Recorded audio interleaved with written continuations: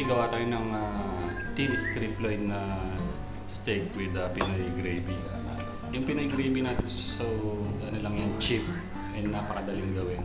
So now, itong strip loin, lagyan natin ng Knorr seasoning. Siksik na yung lasa niyan. So yan na yung soy sauce and umami niya, Ajinomoto niya. And then dagdag lang tayo ng garlic powder. Pag wala naman kayong garlic powder, mag-mince lang kayo ng garlic.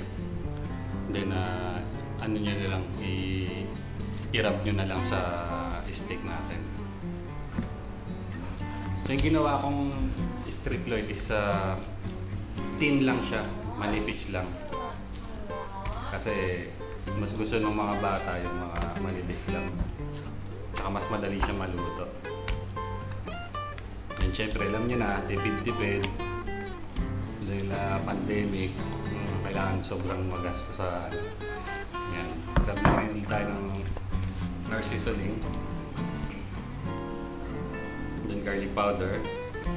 So this guys, no need for salt. Hindi na natin kailangan lagyan ng salt to kasi maalam yung ano natin, yung Knorr seasoning natin. And magagawa pa tayo ng gravy. So disregard na natin yung salt nito. And then last na rub natin is yung black pepper, fresh black pepper. Yan. Yan lang, sobrang simple. Na marinate to, rest nyo lang siya ng mga 15-30 minutes. Okay na yan. Kahit nga luto nyo ng direkta, okay lang rin. Yung problema din.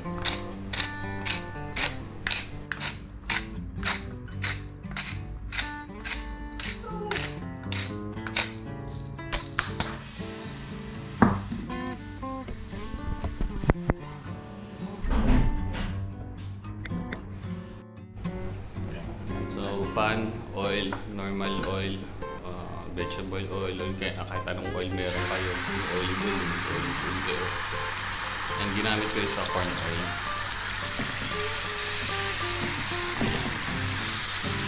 Literal na luto lang, saglit lang yan kasi manipis lang yun. Abutin lang tayo mga 5 minutes. Baliktarin lang natin. And then mag-gravy na tayo next.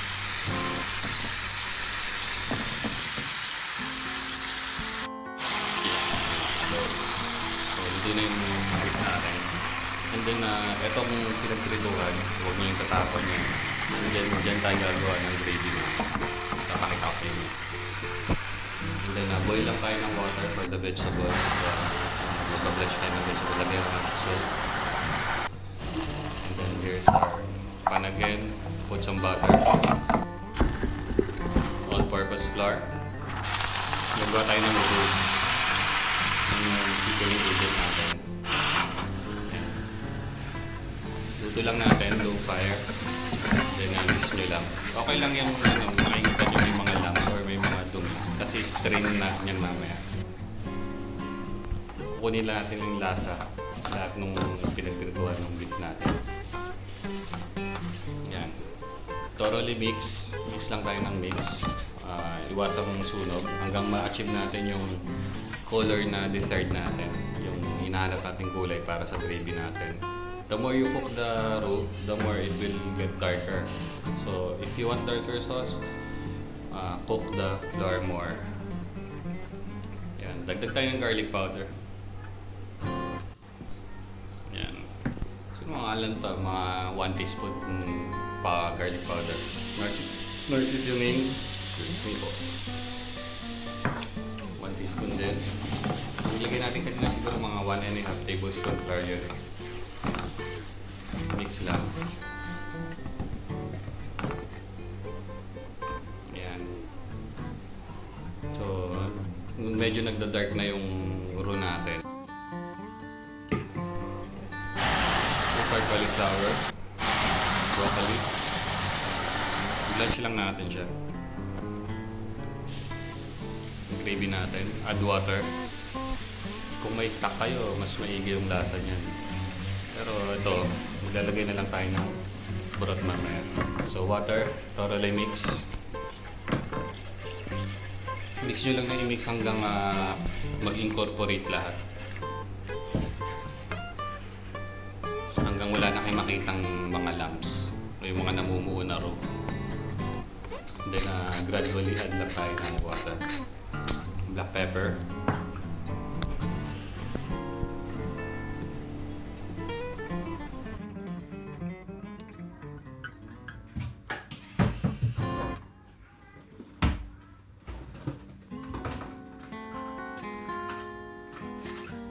Yan guys, so at this rate, lalagay tayo ng beef cubes. So, konting gravy lang gagawin natin. Gamit tayo ng mga at least half ng beef cubes. Approximately, mga 1 cube is equivalent to 2 cups, 2.5 cups. Yung salt, salt preference niya. So, itong gravy natin, nasa about more than 1 cup to yung gagawin natin. 1.5 cup. Gradual water. Sa water naman mga lodi, wala namang problema dyan eh. Depende sa'yo kung anong thickness ng gravy na gusto mo. Kung gusto mong mas malapot, less water. If you want it more thinner, add ka lang ng water. Ito sa akin, tinatansya ko na lang siya hanggang makuha kayong desired na gravy na gusto ko. But sa lasa, wala nang problema dyan. Kung tumabang man, dagdag ka na lang ng salt. Depende na sa inyo, hindi kayo maglagay ng measurement. It's up to you guys. Kasi lahat naman tayo magkakaiba ng salt preference. May iba gusto ng matabang, may iba gusto ng maalat. So, tignan nyo na lang yung process. Kasi yan yung process. Saktong-sakto na yan. Ganyan yung paggawa. Kayo na lang mag-adjust sa salt nya. But for me, I won't add any salt. X na yan. Tapos din natin lunch vegetables.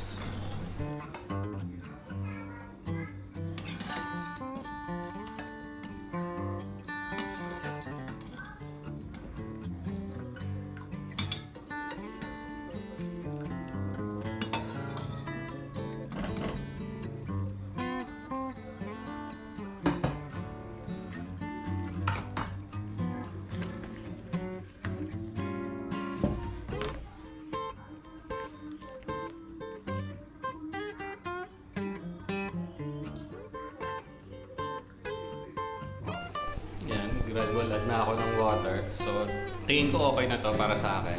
Ito na yung gusto kong lapot niya. Daan na natin siya sa strainer para matanggal natin yung ibang mga dumi. Dumi talaga yun. Yan, sala tayo strainer.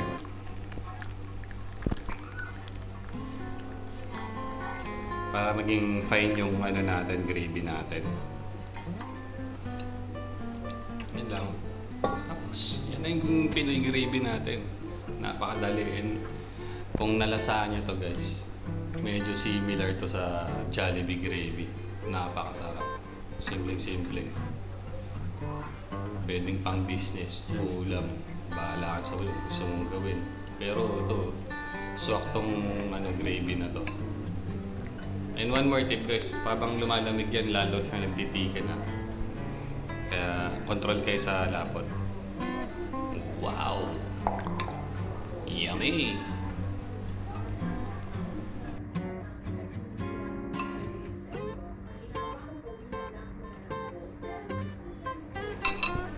Sarap. Tikman nga natin cauliflower.